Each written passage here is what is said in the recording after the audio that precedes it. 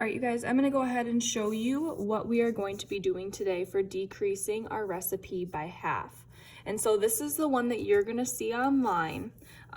So it's gonna be the chocolate chip cookie recipe. And we're gonna have our original amount, show your workspace, and then a desired space. Okay, so this is our original one. This is one you're gonna be doing today. The one I'm gonna be talking to you about to practice is this sugar cookie recipe. Okay, so this is the one our 8th graders did, and for their ingredients, they had 2 3/4 cup all-purpose flour, 1 teaspoon baking soda, 1 teaspoon baking powder, 1 cup butter softened, 1.5 cups white sugar, 1 egg, and 1 teaspoon vanilla extract. Okay, so the things that I'm gonna be showing you, you're gonna use the same procedure when you do your chocolate chip cookies.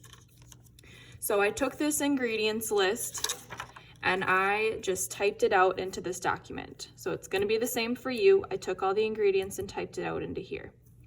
So there's 2 different things that we can do with a recipe. So let's say we found a recipe online and it makes, let's just use cookies for example, since that's what we're doing.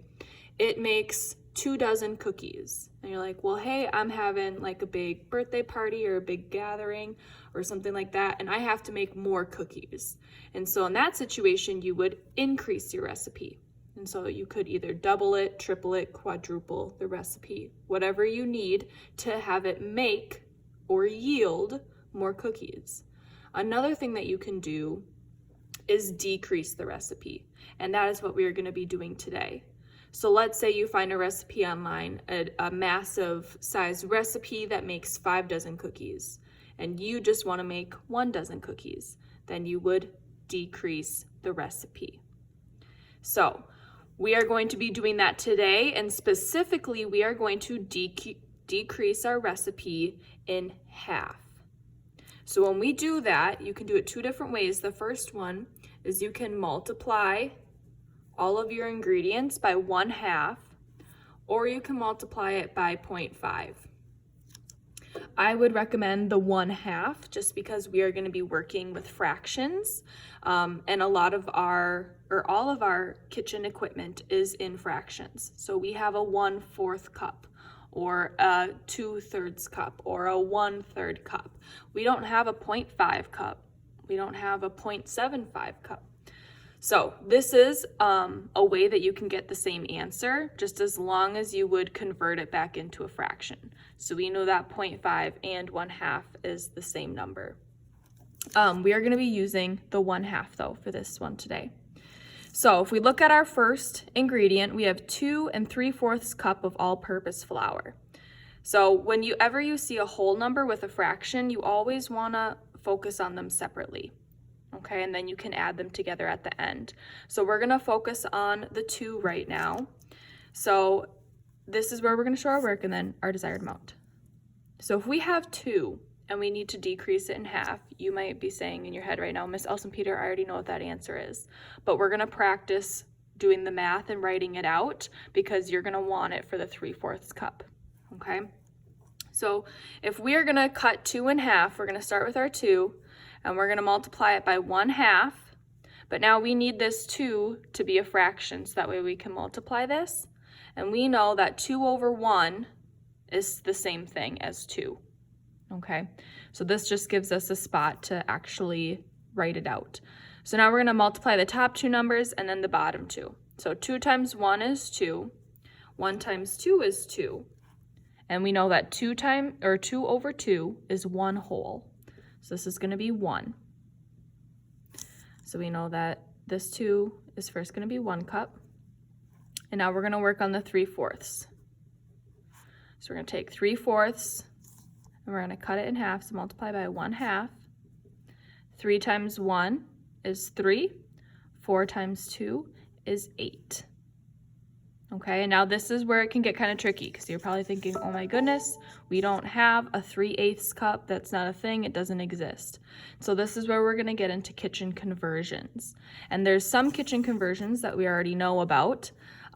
This is the one that we have learned already through our videos. And we know that 3 teaspoons equals 1 tablespoon.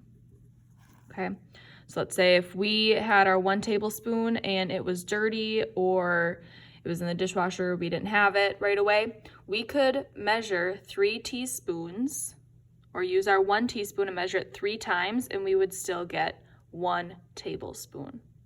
Okay, so that's one conversion. Another one that you're gonna need to know for today is that 16 tablespoons equals 1 cup.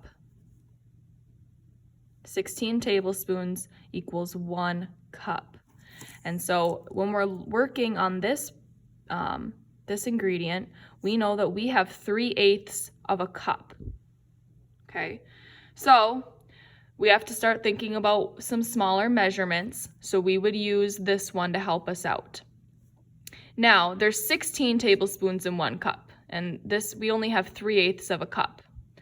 But we also know that 8 times 2 is 16.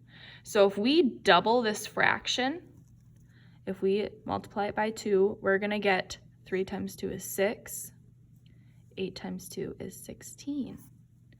And then we're thinking, all right, so we got 16, this is 16. This is 6/16 of a cup.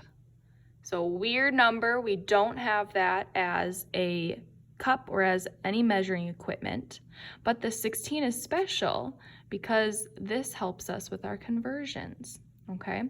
So this is 1 whole cup, is 16, is our 1 whole cup, but we only have 6/16. And we know that there's 16 tablespoons in 1 cup. So that means that we have 6 tablespoons out of 16 total tablespoons. So this is what we have left over, is right here. So that tells us that there's 6 tablespoons left over. So we have our 1 cup found from here, 1 cup plus 6 tablespoons. So that is going to be our desired amount. So when you get a number like this, like 3/8, then you want to think about common conversions. And so this is the one that you're going to be working with today, is that 16 tablespoons equals 1 cup. So you'll multiply it by 2, because if you were to simplify this fraction, you would get 3/8, right? We know that. So we just doubled it so that we could make it work with our tablespoons. All right, on to our next one. We have 1 teaspoon of baking soda. So again, we're gonna make it into a fraction for ourselves, and we're gonna multiply it by 1/2 because we are decreasing our recipe by 1/2. 1 times 1 is 1, 1 times 2 is 2. So we get 1/2 teaspoon. Okay, and this might be simple. You're probably thinking, Miss Elson Peter, I know that 1/2 of 1 is a 1/2. Like that's, you might just think, you know, just do the mental math in your head. You might already know that, which is great. But I still want to go through this because sometimes when you get those weird fractions, it's helpful to do that, because otherwise, I mean, if you were to multiply this by 0.5, you're going to get a really weird decimal and it's not going to make sense. And especially we don't work with decimals when we are in the kitchens. So that's the tricky part. Next up, we have 1/2 teaspoon of baking powder. So we have 1/2, and we're going to multiply it by 1/2 because we are decreasing our recipe in half. 1 times 1 is 1, 2 times 2 is 4. So we have 1/4 teaspoon of baking powder. Now we have 1 cup butter softened. So we're going to do 1/1, because remember that's the same thing as 1. Multiply it by 1/2 because we are decreasing our recipe in half. 1 times 1 is 1, 1 times 2 is 2. So we're left with 1/2 cup of butter. Now we have 1.5 cups white sugar. Again, we have a whole number and a fraction, so let's work on that whole number first. 1/1 for 1 cup. Put it in half. 1 times 2 is 2, so we have a 1/2 cup. And now we're going to work on the 1/2 cup of white sugar. So we have 1/2 times 1/2 because we are decreasing our recipe. 1 times 1 is 1, 2 times 2 is 4. So we have a 1/2 cup and a 1/4 cup. They are both in cups, so we can put this together. We can add them. So for one of the things that we know is that 1/4 plus 1/4 is 1/2. So we know that there are 2/4 and 1/2. Another way you can think about it, if you're a visual learner, which I am a visual learner, is that, so the first one we have is 1 cup, or 1/2 cup, I'm sorry, 1/2 cup. So let's say we color this in for our half of our pie chart here. And then we have a 1/4 cup. So we just have 1/4. So 1/2 plus 1/4 is 1, 2, 3/4. So if you need to draw it out that way, by all means do that.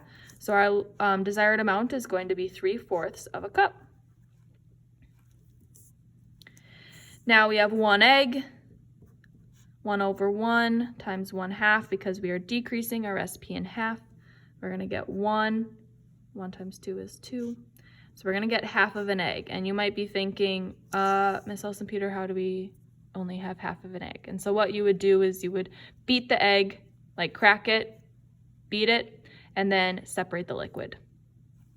So you can do that at home too. 1 teaspoon of vanilla, 1/1 for 1 teaspoon. Oops, and we're gonna multiply it, pretend that's multiply, by 1/2. We're gonna get 1, 2, so we're gonna get 1/2 a teaspoon of vanilla extract.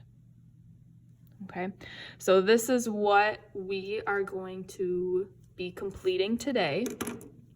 Again, your guys's is gonna look like this, but it's the same setup. Okay, so go through, remember this conversion, you will need it for yours. And then I will have a Google Meet today from 1:30 to 2 p.m. Come on there, ask me questions if you have questions, and we can get it figured out together.